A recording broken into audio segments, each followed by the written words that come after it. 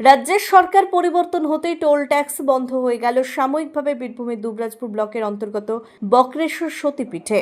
এই toll tax আদায় করা হতো বীরভূম জেলা পরিষদের অনুমোদনে একটি বেসরকারি সংস্থার মাধ্যমে, যেখানে উষ্ণ প্রস্রবণ বা গরম জলে স্নান করতে গেলেও পর্যটকদের তীর্থযাত্রীদের নগদ 10 টাকা দিতে হতো এবং 4 চাকা, 2 চাকা ও বাইরে থেকে আগত ট্যুরিস্ট বাসের জন্য নির্দিষ্ট পার্কিং চার্জ আলাদা নেওয়া হতো।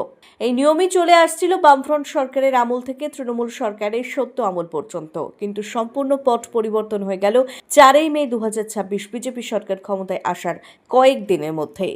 বন্ধ হয়ে গেল সম্পূর্ণ টোল আদায় এবং উষ্ণ প্রস্রবণে স্নান করার প্রবেশ মূল্য। তীর্থযাত্রীদের এখন আর দিতে হচ্ছে না কোনো রকম গাড়ি পার্কিং চার্জ এবং উষ্ণ প্রস্রবণে স্নান করার প্রবেশ মূল্য। খুশি পর্যটক, তীর্থযাত্রী এবং বক্রেশ্বর সহ আশেপাশের এলাকার মানুষজন।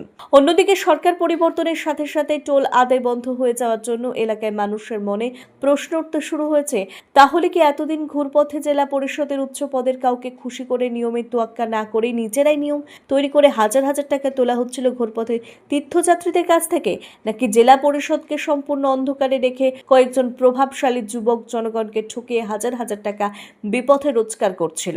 তাই স্বাভাবিকভাবেই এই বক্রেশ্বরকে কেন্দ্র করে বহু প্রশ্ন আজ মানুষের মনে।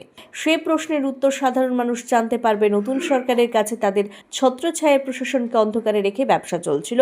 এলাকার মানুষ আরও আশাবাদী, শীঘ্রই বিজেপি সরকার বক্রেশ্বরে টোল ট্যাক্সের বিষয়ে তদন্ত শুরু করুক প্রশাসনিকভাবে এবং 51 সতীপীঠের অন্যতম এই বক্রেশ্বর সতীপীঠকে সাজিয়ে তুলুক, যাতে পর্যটনের মানচিত্রে বক্রেশ্বর পর্যটন কেন্দ্র এবং সতীপীঠ এক উল্লেখযোগ্য স্থান দখল করতে পারে এবং প্রশাসনিক তৎপরতার সাথে দীর্ঘদিনের বক্রেশ্বরকে কেন্দ্র করে ঘুঘুর বাসা ভেঙে ফেলা হয়।